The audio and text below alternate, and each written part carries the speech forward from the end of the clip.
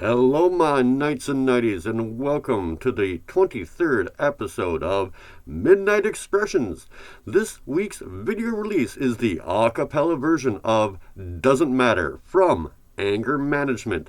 My current projects is going to be the third release from More Floor, Less Cutting, an original song titled This Is Where I Go, a simple, fun song about the places we frequent. I have completed the video, the bio, as well as the a cappella versions, and I am looking forward to finalizing the acoustic version. My review this week is a book that has inspired many other works, Mort D'Arthur. Mort D'Arthur, originally written as Mort D'Arthur, Anglo-Norman French for the Death of Arthur, is a 15th century Middle English prose compilation and reworking by Sir Thomas Malory of the tales about the legendary King Arthur, Guinevere, Lancelot, Merlin, and the Knights of the Round Table, along with their respective folklore, including the quest for the Holy Grail and the legend of Tristan, as well as others. In order to tell the complete story of Arthur from the conception of his death, Malory puts together a rearranged, reinterpreted, and modified materials from various French and English sources. Today, it is one of the best-known works of the Arthurian legend. Many authors since the 19th century reveal of the Arthurian legend have used Malory's as their principal source. See Wikipedia for more in-depth knowledge. Firstly, I would like to say that as a child I was inspired by the legends of King Arthur. It was not until I read this book that I realized hero worship is a very dangerous thing. Out of all the retellings of this legend, Sir Thomas Malory's work is the definitive collection of the Arthurian legend, while he was a prisoner during the War of the Roses. One of the most offending things I found in this version is the man ordained by God to be a king of Britain was in fact a child killer. The May Day massacres is King Arthur's greatest folly. Out of fear because of Merlin's predictions that Arthur would fall at the hands of his son Mordred, he gathered all the noble children born on May Day and had them executed, not by his own hands, but in an act of true cowardice. He had the children put on a boat and sent to sea, where all children died except for Mordred. All the noble children died. To prove this, I must state that we all must die. That is a fact of life. Out of fear, Arthur murdered innocent children. Thus, he ensured the fall of his own kingdom. The very act forced Merlin's predictions. Had Arthur accepted that he would die, as we all must do, he should have ensured his legacy by having children and not killing them. If Guinevere was barren, as seems evident for she bore no children, then despite all of his affections, he should have divorced her to find a woman capable of bearing children that would carry on his lineage and legacy. Instead, Arthur's cowardice was the pivotal point and his kingdom's fall.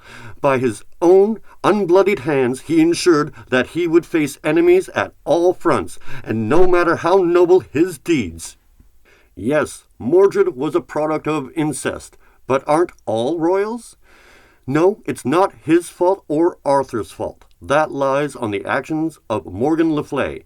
However, it was Arthur who chose to be a coward by his even more atrocious deeds and ensured Mordred's hatred and vengeance. This changes the aspect of Mordred as not one of a petty villain, but a wronged hero tarnished by the many retellings. Furthermore, as far as I understand, yes, Lancelot of the Lake loved Guinevere. However, his love was cherished and chaste. Never did they actually commit adultery.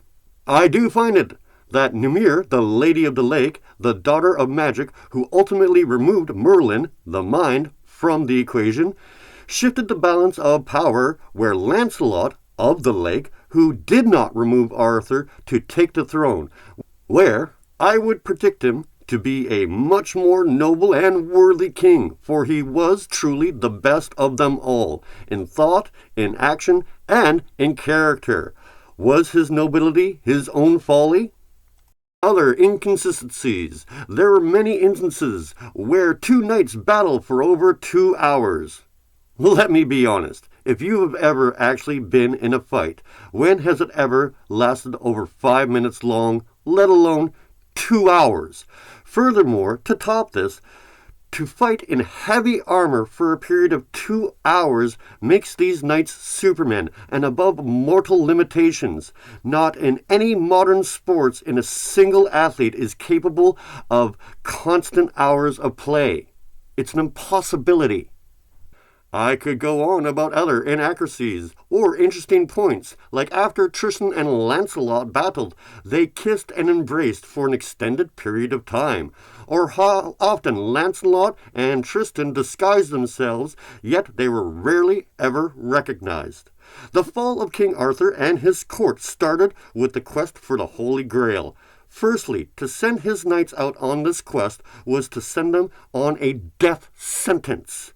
Instead, he should have had them kept close to strengthen his people. Also, the loss of Lancelot was the most devastating thing to the morale of the king and the knights. Furthermore, the war against Lancelot for over a half a year lost the heart that held the people together. In the battle between Gawain versus Lancelot, Gawain used trickery, yet Lancelot still proved to be the better in both encounters. During Arthur's campaign against Lancelot, Mordred, Arthur's son, was given rulership over England, at which point Mordred decided that the throne was rightfully his. He rallied many to his cause, likely because of the May Day massacres.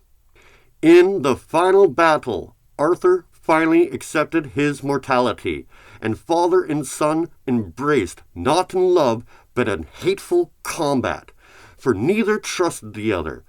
This may be Arthur's one true act of nobility, because Mordred proved that he was somewhat of a dubious character. Perhaps that's because he lacked the love of a nurturing father. In closing, although this is an epic story, it's not very well written. It has many gaps, and it is very, very hard to follow.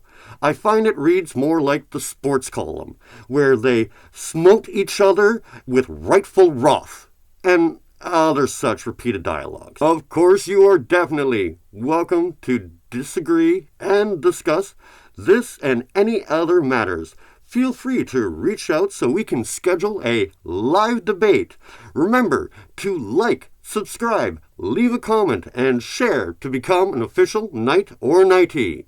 The true Sir David Evil Midknight.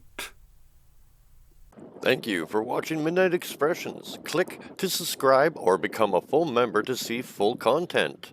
Click the link below to see more Midknight Expressions. Yours, Sir David Evil Midknight.